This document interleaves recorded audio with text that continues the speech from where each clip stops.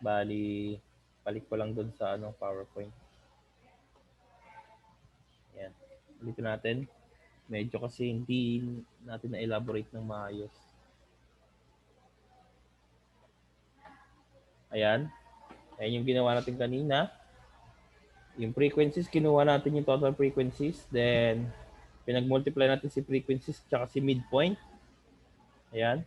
Then, kapag nung nakuha na natin yung mga frequencies ng yung product ng frequencies tsaka midpoint, ito na po.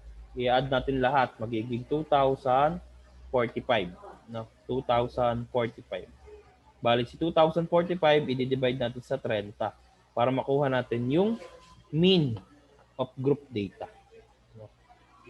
Mean of group data. Yan. Ang nakuha natin is 68.17. Okay. Thumbs up po tayo kung gets natin sa example number 2. Kasi kung i-elaborate natin yun, napakahaba nun. Meron pa tayong median tsaka mode. Kailangan nating matapik ngayong araw. Pero next meeting yung iba kung talaga kaya. Ayan. Ayan, okay. Key points natin, group data, data given in intervals, no? Ayan, bali yung mga data natin is naka-group na. Then steps in estimating the mean of the set of data. Ayan po yung 4, A, B, C, D. Ayan, kukunin nyo yung midpoint. Then yung product ng frequency tsaka midpoint. Kukunin nyo yung sum ng frequencies tsaka ng fx. Then i-divide nyo yung fx sa sample size or letter n. No? The result is the estimated mean or the mean of group data. Next, median of group data. Pakibasa po, Taginod.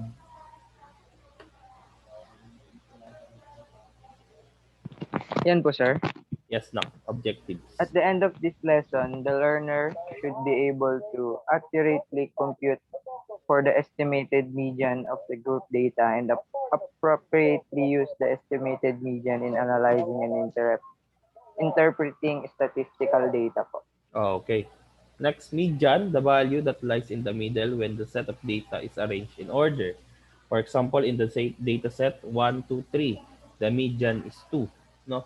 Kasi si 2 yung nasa gitna ng data natin. Kapag in-arrange natin, highest to lowest or lowest to highest. No? The median class, ito naman kapag group data, ang tawag sa kanya is median class. The median class, the class intervals that contains the median. Yan, the total frequency of the group data at the right is 12. Ito po, kung titignan nyo to, nakikita po ba, thumbs up po tayo yung cards tsaka number of cards received. Ayan, okay. Ang gagawin nyo dyan is i-add nyo lahat ng frequency natin. 3 plus 2 plus 4 plus 3. Ang lalabas is 12. Okay, 12 po, no? The frequency of the group data at the right is 12. Thus, we know that we have 12 values or 12 yung data natin. No? We have also know that the median lies between 6 and 7 kasi nga 12 yung data natin. No? Kapag 12 yung data natin, kapag even number yung data natin, kukunin natin yung middle value. No? Yung middle value niya, 2, then i-divide natin sa 2. Di ba? Ayan, 1, 2, 3, 4, 5, 6, 7, 8, 9, 10, 11, 12. Ayan. Wait lang. Naka-record na ba to? Okay, naka-record na pala. Okay. Bali, ang middle term niya is 6 and 7. Or technically, 6.5 value. Yan. The frequency will tell us where the 6.5 value is. No? Ayan. Okay.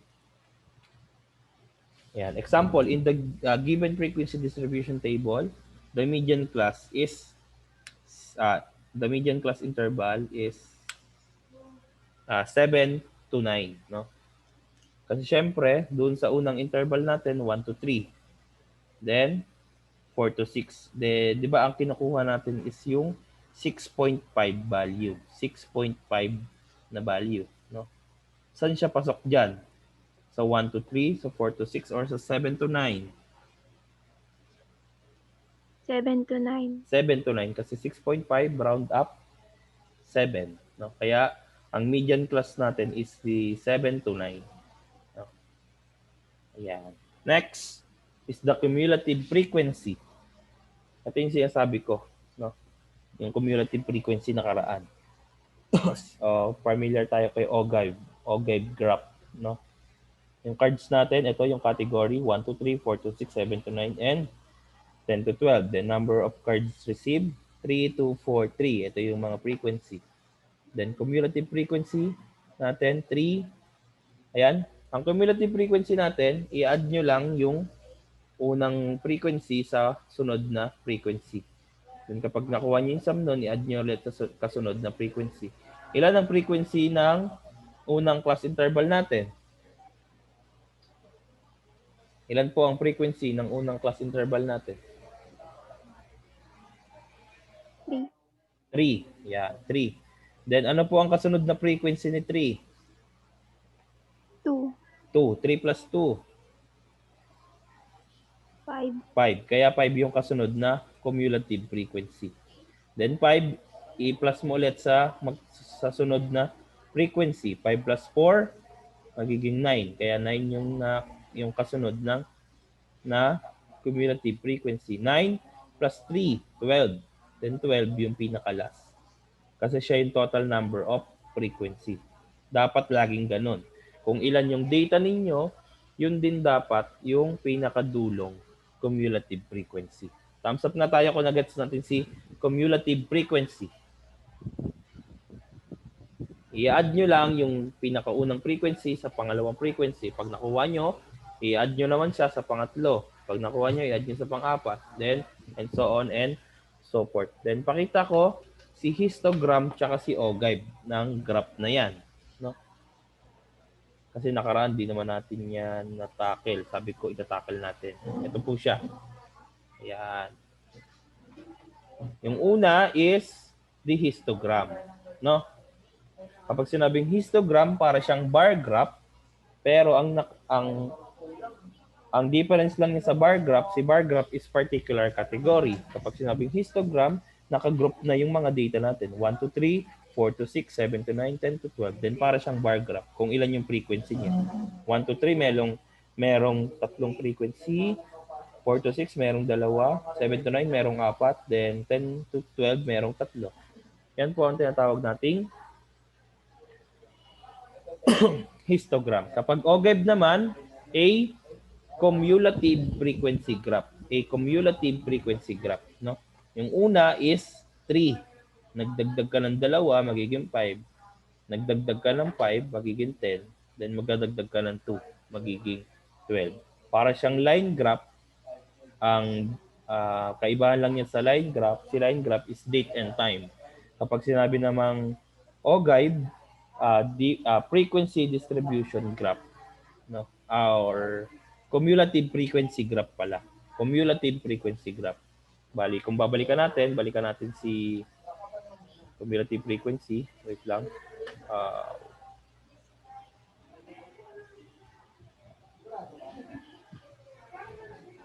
Yan. Cumulative frequency natin, 3, 5, 9, 12. No? Kaya ang graph natin is pataas palagi. Magsisimula sa 3, then sa 4 to 6, sa class interval na 4 to 6, magiging 5. Sa class interval na 7 to 9, magiging 9.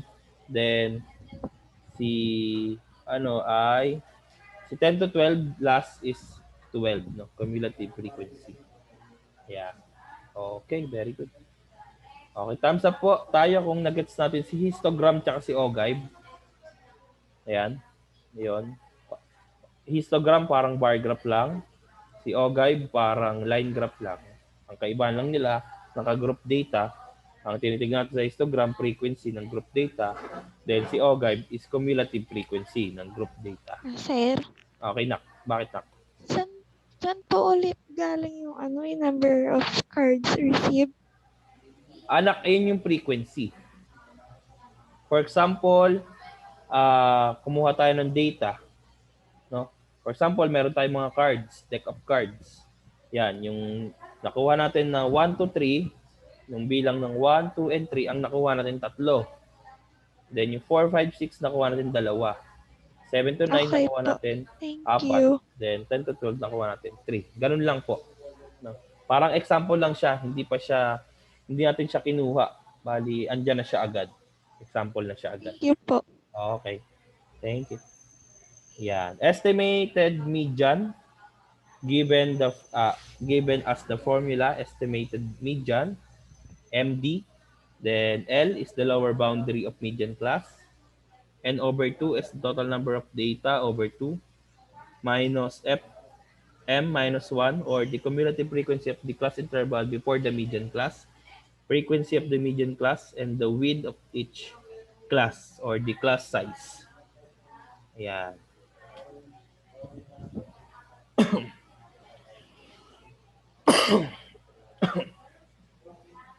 Okay. And based on the frequency distribution table, we are able to obtain the following values.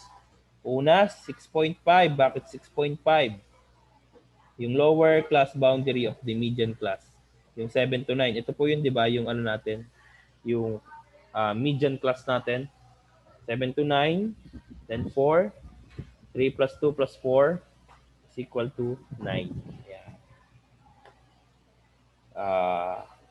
Yung N natin, 12. Yung total frequency natin, 12. Kasi 3 plus 2 plus 4 plus 3 is 12. Yan. 6.5. Bakit naging 6.5 yung ating lower boundary? Ang ginawa natin dyan, laging naririnig natin dyan is mag-minus tayo ng 0.5. No? Mag-minus tayo ng 0.5. No? Pero parang hindi ganun ang mangyayari. No?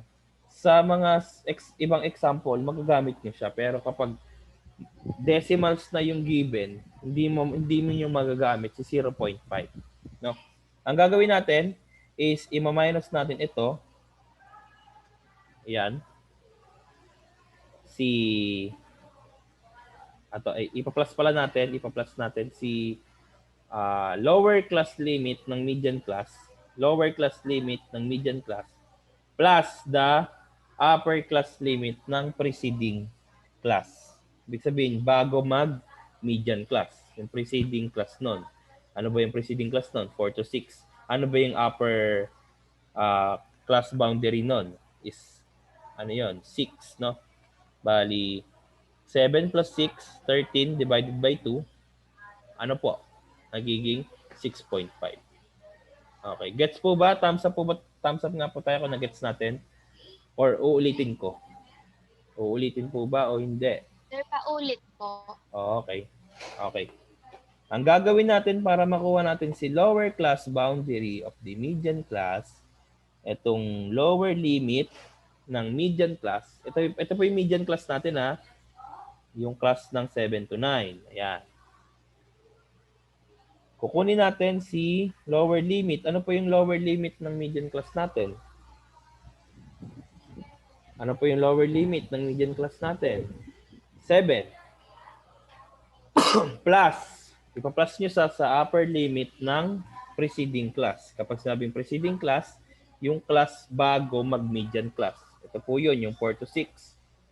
Yan. Ano po yung upper limit ng preceding class? 6. 6. Bali, 7 plus 6. 13. 13 divided by 2. 6.5. 6.5. Kaya po natin nakuha si 6.5. Okay, thumbs up po tayo kung na-gets natin. Okay, very good. Yan. Then, total number of frequency natin, pinag-add lang natin lahat ng frequency. Ayan, next. Fm minus 1 is the cumulative frequency of the median, the cumulative frequency of the class interval, 4 to 6. Ano po yung cumulative frequency ng class natin na 4 to 6? Based dyan sa graph, sa table. 5. 5. Two. Ayan, 5. 5 po. Hindi po frequency ang tinitignan natin ha. Cumulative frequency. Ayan. Cumulative frequency of the class interval 4 to 6. Bali 5. Then, F, frequency of the median class. Ang median class natin is 7 to 9. Ano po ang frequency ng 7 to 9? 4. 4. Bali, lahat ng tinatanong ko, andyan na rin sa table na makikita ninyo. Then, class width. Ayan, yung sinasabi ko kanina. Bibilangin nyo lang yung size ng loob ng isang class interval. For example, 7 to 9. Ilan po ang class size nun?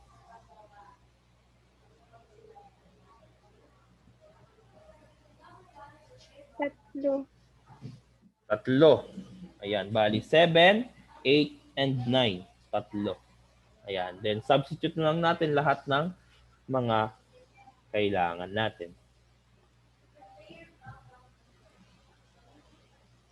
Okay. Substitute natin. L, ano po yung lower boundary natin kanina? Ano po yung lower boundary natin kanina? 6.5. 7. Ay, 6.5 po. Then, n over 2. Ilan ng n natin? 12. Then, over 2, magiging 6. Yan. Then, minus 5. Kasi, yung cumulative frequency ng preceding median class. No? Ayan. Then, 4. Frequency of the median class. Then, 3. Class size or class width. Wali ang pag kinumpute nyo yan lahat, ang lalabas is 7.25. No? Thus, the median is approximately 7.25. Okay, thumbs up nga po tayo kung gets natin si median of group data. Thumbs up po tayo kung gets natin si median of group data. Or uulitin natin. Nakakalito, sir, ang dami. Ayan, nakakalito ang dami. No? Ganito. Ulitin natin. Wait lang Ayusin ko lang. Bali, Yung mga symbol po, sir, nakakalito din. ayan. Bali, ayan ang mga kailangan tandaan bago mag-exam. As a student, kayong bahala doon. And 12. Then, FM minus 1 is 5. F is 4. Class width is 3. Formula natin is MD L plus N over 2 minus FM minus 1 F then times class width. Okay. Pakita ko si Droid. Pangit lang sulat ko eh. Yun lang problema sa akin. Sayang. Nakikita po ba? Thumbs up po tayo kung nakikita si Droid. Thumbs up po tayo kung nakikita si Droid. Okay. Bali, lower boundary natin, 6.5. MD. 6.5. Then, plus. N over 2 natin. N over 2. Ilan ang N natin? 12. Then over 2, magiging 6. Minus cumulative frequency ng preceding class. Ano po yung cumulative frequency ng preceding class? Magiging 5. Over frequency ng median class, magiging 4. Then, yung class width natin, 3 times 3. Ayan. 6 minus 5, magiging 1. Bali, median, 1 over 4 times 3. Ayan.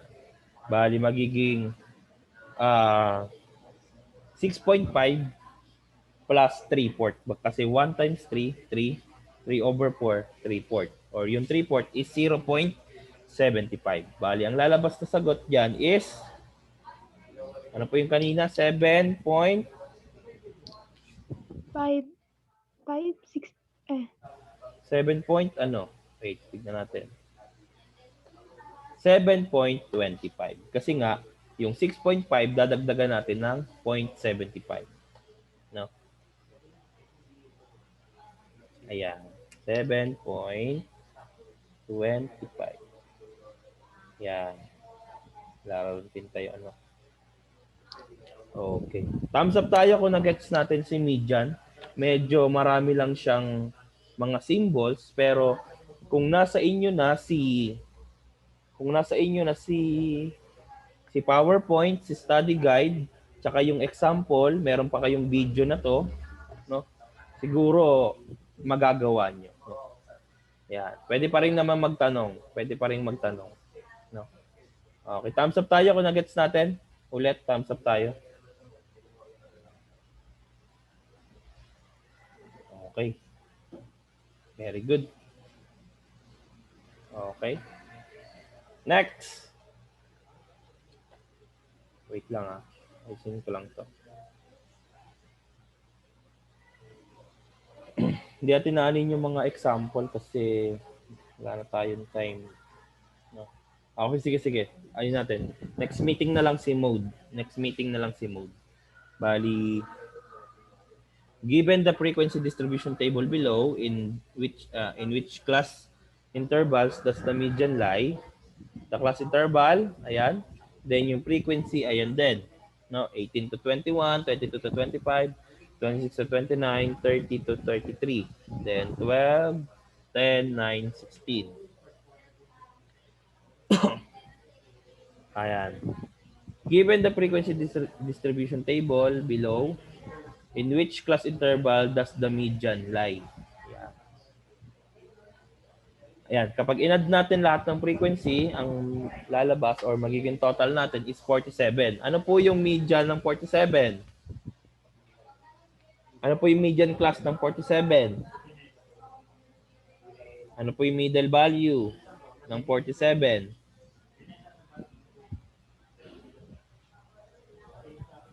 Ang lalabas dyan is ayan, 24th value. This means that there are 47 values in the set of data. The middle value of 47 values is 24th value. No? 24th value. Kasi nga odd number siya. Kapag odd number, 'di ba, yung pinakagitna. Kapag even, ipa-plus mo yung pinakagitna, yung dalawang nasa gitna, then divided by 2. Dito sa given natin, ang given natin is odd number. So, isa lang yung nasa gitna, the 24th value. Yan. Kung makikita natin, sa una at sa pangalawang frequency, ayan, 12 plus 10, bali 22. Yung 22 ba, umabot na doon sa 24 value? Umabot na po ba yon sa 24th value? Anyone? Hindi po marinig. Wala na ba akong estudyante dito? Okay. Hindi pa po siya umabot kasi 22 nga lang. Ang kailangan natin is 24th value. Doon sa 22, ayan, 12 plus 10, 22. Kapag 22 plus 9, 22 plus 9, 31. Umabot na ba si middle value? Si 24th value, umabot na? Ayan, umabot na siya. Lumagpas pa nga eh. Ayan. Basta umabot na doon, siya na po yung ating median class. No? Ayan. Example number 2, complete the frequency distribution table, then locate the median class. Ayan. Cumulative frequency natin. Anyone? Iskares. Ano po ang ating cumulative frequency? Wait lang, sir. 5. Okay, 5. Next sa 5, Kanabal. 5 plus 4. Okay. 5 plus 4, 9.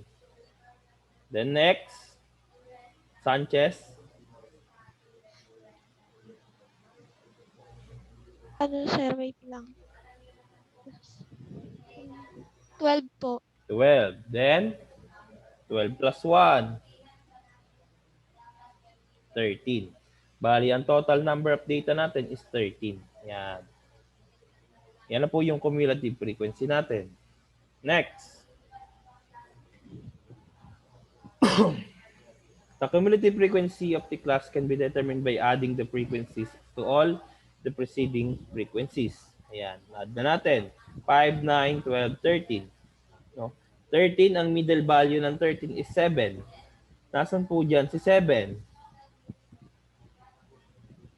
Andoon sa 410 to 419. Ayan. Looking at the cumulative frequency, the seventh value or the median should lie within the class interval 410 to 490. That's the median class. Okay.